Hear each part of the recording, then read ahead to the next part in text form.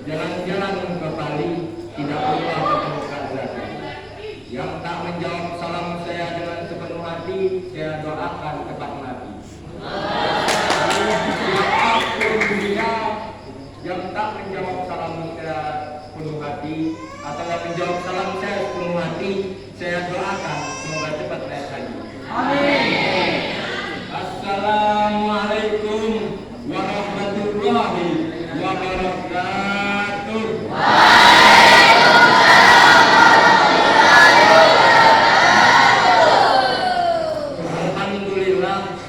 Alhamdulillahirabbil alamin.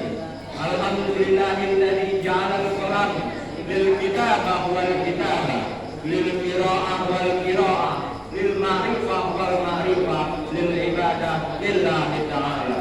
Asyhadu an la ilaha illallah wahdahu la syarika lah wa asyhadu anna Muhammadan abduhu wa rasuluh la nabiyya wa la rasula ba'da. Segala puji hanya milik Allah, Rabbul Alamin, Zat yang telah menciptakan semuanya berpasang-pasangan, Zat yang telah menciptakan siang dan malam, Zat yang telah menciptakan bulan yang penuh dengan berkah, bulan yang penuh dengan maghfirah, yakni bulan suci Ramadan. Salawat berikan salam tak henti-hentinya kita hancurkan, kita junjungkan kepada suri tauladan kita, Nabi besar kita Nabi Muhammadin. Yang terhormat Mudirul Ma'had Darussalam Umuna Dr. Anda Haja Misra Sawal, dan yang terhormat seluruh ustaz dan ustazah yang sempat hadir pada malam hari ini, dan yang terhormat pula seluruh santriwan dan santriwati Pondok Pesantren Modern Darussalam.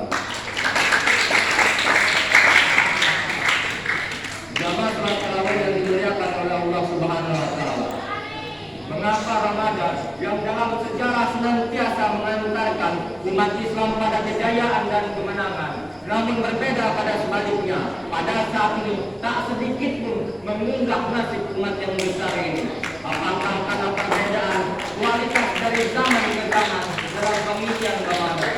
Jika dahulu kala Rasulullah beserta para sahabat beliau mengisi Ramadan dengan benar-benar melakukan amalan-amalan soleh dan melakukan berbagai kegiatan yang bermanfaat lainnya, berbeda sebaliknya 180 derajat pada hari ini. Banyak di antara umat manusia, umat Islam yang melaksanakan Ramadan, mengisi Ramadan dengan melakukan perbuatan yang sia-sia, bahkan perbuatan yang cenderung pada dosa. Kebanyakan mereka membagi waktunya dalam 3 aspek. Aspek yang pertama adalah tidur dan bermalas-malasan, yang kedua banyak makan, yang ketiga mencari hiburan pada malam harinya. Jika umat Islam ingin mendapatkan suatu peningkatan dalam diri sendiri dan masyarakat, hendaknya meninggalkan berbagai perbuatan yang sia-sia, bahkan perbuatan yang cenderung pada dosa. Di antara perbuatan tersebut kami rincikan dalam beberapa hal. Yang pertama ialah banyak tidur. Belakangan ini kita sering dengar dai yang ngomong kalau tidurnya orang yang berpuasa itu adalah ibadah. Sehingga orang-orang yang mendengar penyampaian semacam ini akhirnya pun termotivasi untuk melakukan kegiatan yang namanya tidur sepanjang hari. Dari sudah sahur dia start tidur, bangun sholat subuh, sudah sholat subuh tidur lagi, bangun sholat zuhur, sudah sholat zuhur tidur lagi, terus sampai berbuka puasa. Karena termotivasi dengan penyampaian semacam ini. Padahal penyampaian semacam ini diungkapkan dari sabda Rasulullah SAW yang hadisnya berbunyi, "Naumu sholimin ibadatun, wa sumtuhu tasbihun, wa du'ahu mustajabun, wa amalu mudha'afun." Yang artinya ialah tidurnya orang yang berpuasa itu adalah ibadah, diamnya adalah tasbih, doanya adalah doa yang mustajab, dan nama perbuatannya pun dilipat gandakan. Padahal Syekh Albani dalam silsilah Ad-Dhaifah nomor 4696 mengatakan hadis tersebut adalah hadis yang baik atau hadis yang lemah. Masyaallah muslimin yang dimuliakan oleh Allah Subhanahu wa taala. Jikalau memang benar tidurnya orang yang berpuasa itu adalah ibadah, kita tidak akan pernah mendengar betapa kisah heroiknya, betapa kesemangatnya Rasulullah beserta para sahabat dan salafus saleh dalam pengisian Ramadan. Bahkan banyak kancah jihad yang terjadi pada bulan suci Ramadan. Perang Badar Fathul Mekah adalah sekian kancah jihad yang sukses ditorehkan oleh kaum muslimin. Masyaallah muslimin rahimakumullah. Aspek yang kedua ialah banyaknya makanan. Bulan Ramadan ialah ajang untuk kita menahan hawa nafsu, baik itu hawa nafsu dalam berbicara kotor, makan minum, hawa nafsu yang lainnya. Namun belakangan ini kita sering melihat orang yang ketika bulan Ramadan berbuka puasa menjelang, mereka membeli seluruh makanan yang biasanya tidak ada, yang biasanya jarang dibeli, bahkan mereka ada-adakan, mereka beli-belikan, sehingga income yang masuk pun terkuras habis. Banyak yang mereka serakah, ceroboh, ataupun membajir dalam makanannya, sehingga mengakibatkan untuk malas ataupun lesu buat terawih ataupun tilawah Al-Quran pada malam harinya, sehingga hal tersebut membuatkan membazirnya makanan yang kita beli, sehingga mengundang dosa dari Allah Subhanahu wa taala. Masyaallah muslimin rahimakumullah. Rasulullah telah mencontohkan kepada kita dengan berbuka puasa dengan cara yang baik, dengan cara yang dapat menyehatkan badan kita. Dalam sebuah hadis diungkapkan, jika salah seorang di antara kalian berbuka puasa, maka berbukalah dengan kurma, karena kurma itu ada berkahnya. Jikalau tidak ada kurma, maka berbuka puasalah dengan air, karena air itu suci dan menyegarkan.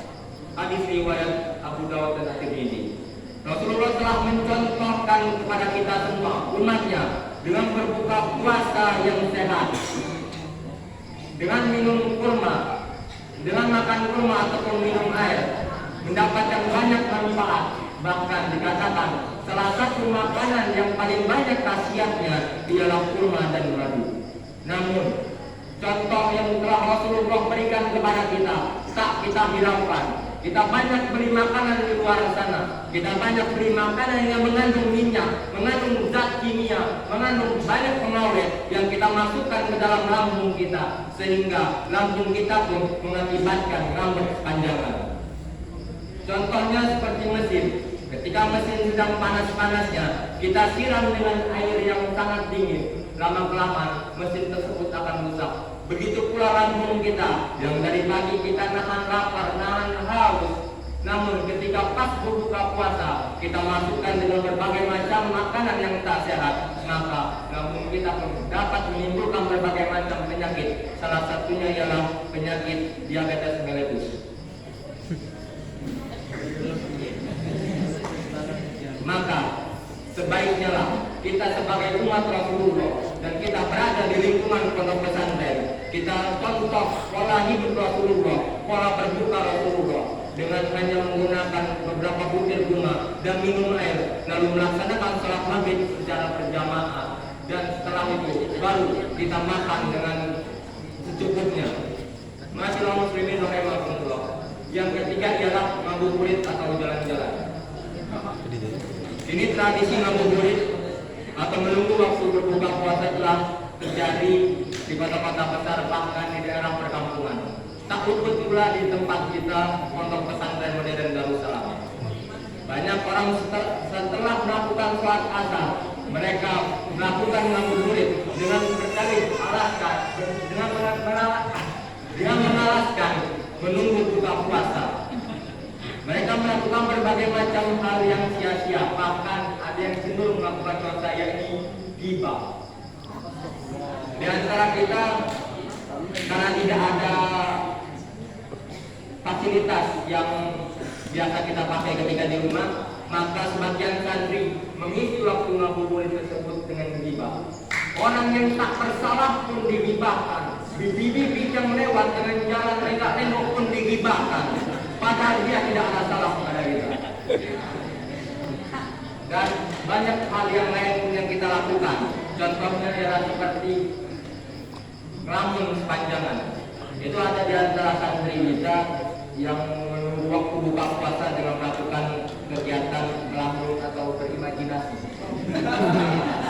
Menghayalkan jika kalau ada kiriman datang, kalau ada kawan yang ngasih makanan, itu dia ngelamun biasanya di depan kamar dengan muka yang terseduh-seduh atau muka yang kelas. Maka sebaiknya lah kita sebagai santri Pondok Pesantren Modern Darussalam tidaknya mengisi Ramadan atau mengisi waktu ngabuburit dengan berbagai macam aktivitas lainnya. Santri Putra contohnya. Santri Putra sekarang telah istiqomah dalam melakukan aktivitas yang namanya baca Al-Quran setelah sholat asar.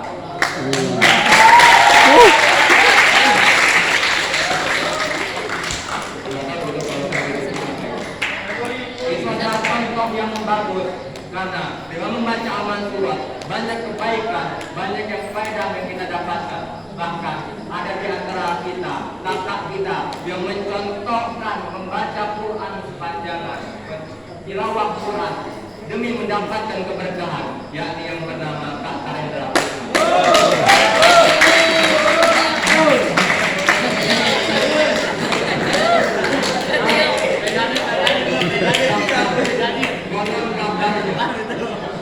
Beliau telah menghatamkan Al-Quran dalam waktu 5 hari.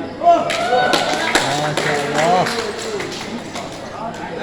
Maka sepatutnya lah contoh-contoh tersebut yang kita tiru, yang kita aspekkan, yang kita lakukan di sepanjang Ramadan kita. Ma'asyiral muslimin rahimakumullah. Mungkin cukup sekian yang dapat saya sampaikan. Maaf apabila ada kata-kata yang salah dan ada kata-kata yang menyinggung. Saya tak menyinggung salah satu di antara kita semua, namun saya menyinggung diri saya sendiri karena saya masih melakukan berbagai perbuatan yang saya sebutkan tadi. Kepada Allah sama-sama kita mohon ampun. Yakinlah yang mendengar itu lebih baik daripada yang berbicara, dan yang berbicara tak lebih baik daripada yang